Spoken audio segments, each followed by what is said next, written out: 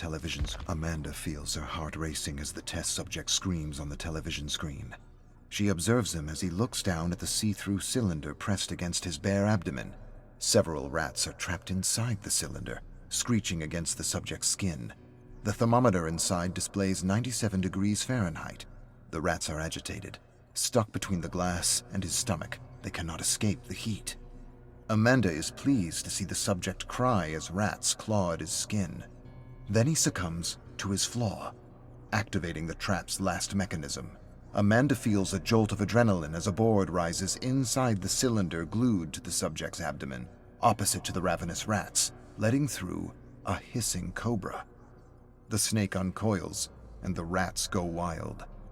They claw and gnaw madly at the subject's stomach to escape the snake. One rat ventures inside the subject's gut. Amanda smiles as she watches him scream in agony. Game over. Amanda feels exhilarated as she rushes to the next room to find John Kramer, but her heart sinks when she is welcomed by John's exhausted frown. He wipes the sweat off his brow and praises her efforts, but criticizes her plan. Suffering seemed to be the trap's sole design. Pain can be used as punishment, but first it must be offered as redemption. Amanda frowns. After all her hard work, how could he doubt her? His teachings are law. This new chance in life is too precious for her to squander away. She looks up as John leans over the table to catch his breath. His inhale turns into a coughing fit, and she hands him a bottle of water. Amanda can see that their time together is limited. There can be no room for mistakes. She will be his successor and continue what he started. John staggers inside the meat plant. Dark circles are under his eyes, as if he has not slept in weeks. Amanda usually sleeps no more than 4 hours per night, less so before a test. The excitement keeps her wide awake. Amanda's eyes fall on the large folder in John's hands. Another test? John nods. He is compiling information on Grace Wright, an amiable politician campaigning for the upcoming election. Amanda watches him as he massages his temples. He looks worse than last week. How long did she have to learn everything about his craft? A few years? A couple of months? To protect their legacy, she needs to be ready when the time comes. She must continue John's work as Jigsaw, the successor. Amanda reaches for the folder in his hands. Let me show you what I can do. John's tired eyes stare at Amanda, who holds his gaze firmly. She is ready, and they are running out of time. He nods reluctantly. Amanda turns on the television and sees Grace Wright's beaming face on the screen. The elections are tonight. Several sheets slide over the printer's tray, falling at Amanda's feet. She snatches them from the ground. Earlier today, she broke into Grace's inbox to find her flaw. The test must be perfect. Perhaps John will be able to rest once he is convinced that his life's work is in capable hands. Amanda pores over a series of documents and emails exchanged between Grace and a lawyer from 10 years ago. A certain Ben Fairfax threatened to expose a scandal relating to when Grace joined the city council. The lawsuit was settled swiftly. But the emails continued between Grace and her lawyer. Amanda found a report showing that Xanax Industries, a copper exporter in the area, poured waste directly into the Hilford River, contaminating the groundwater. The city's decayed century-old water lines were unable to filter the filth. Grace covered up the lawsuit to avoid adding to the city's increasing taxes. For 10 years, filth has been poured into the water of Grace's oblivious voters.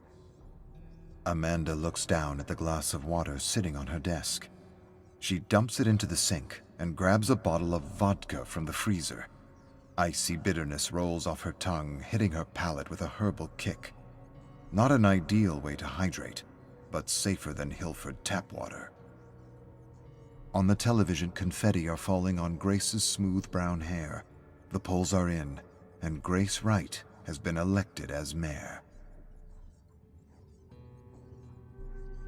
Amanda receives a cryptic message from John. When she meets him at the Gideon meat plant, her doubts are confirmed. John looks pale and frail. The side effects of his medication seem as draining as the disease itself. His gait is slow and meticulous, as if he is calculating the cost of each step. Amanda grabs his arm to help him sit down. He can no longer conceal his pain, not from her. She examines him as he catches his breath. Beads of sweat are purling above his brow. Her leader, her mentor, her father is dying. Amanda clenches her fist. What will I do without him? Panic twists her stomach in knots, and then another sensation. Something akin to trepidation. No, excitement. A thrilling rush of freedom. Complete control. John asks about Grace's test, and Amanda reassures him. His legacy is in good hands.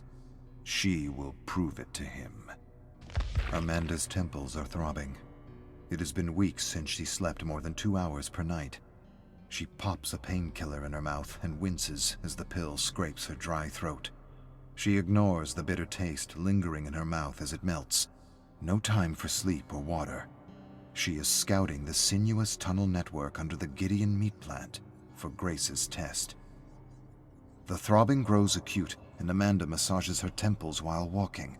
Her head feels as if it's going to explode, but she cannot stop. John needs her. This migraine will cease soon enough. Her mentor has no such privilege.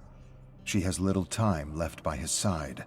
Eventually, all tests will be her responsibility alone. When the time comes, she must be ready. Amanda points her flashlight at the blueprint of Gideon's underground and retraces her steps. While examining the vast tunnel network, another thought crosses her mind. Soon, Gideon will be her domain. A thrilling sensation of alarm and excitement follows that thought. Her flashlight illuminates a familiar fork in the tunnel. Left leads to the underground bathroom, and right leads to the meat plant's wastewater. To follow in John's footsteps, she must craft a test that aligns with Grace's flaw. A corrupt ambition to rise and become mayor while sacrificing the health of thousands. It is time to give the mayor a dose of her own poison. Amanda crawls into the tunnel on her right. Amanda is hiding in Grace's bathroom behind the drawn shower curtain. Her heart is racing as she waits for the perfect moment to strike. This is her favorite part. Adrenaline is flowing, heightening her senses. She feels like she can take on the entire world without fatigue or pain. She feels awakened, despite not having slept for days. Waiting for her prey, she feels alive and powerful, every second stretching into a blissful, intense high. That is the real power of John's teachings, a second chance at living in a heightened state of mind. Amanda hears the door creak open in the hall. She strains to hear if someone is with Grace. A pair of footfalls confirm what Amanda already knows from Grace's schedule. The mayor is alone tonight. The bathroom door screeches open. As soon as Grace steps inside, Amanda strikes. A fight follows between the two women as water spills over the rim of the bathroom sink.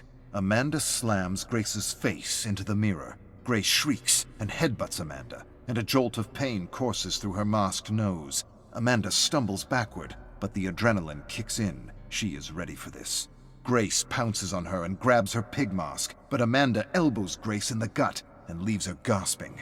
As Grace catches her breath, Amanda rolls over and slams Grace's head into the heated floor. Grace is knocked out. Amanda is toying with a water bottle made of glass. A pile of keys lies on the table in front of her. None of them matter, except for one. She should insert this key inside the bottle, but Amanda hesitates. If she does, Grace could use it to escape. A freshly elected mayor would make a useful ally, and a powerful successor for John. Amanda's grip tightens on the bottle. She would do anything for her mentor, even betray his teachings. Redemption should only be granted to a select few, after all. She pockets the real key and drops a fake inside the bottle. Then she throws the bottle into a pool of meat wastewater. This is Amanda's design as the rightful and only successor of John Kramer. Game on.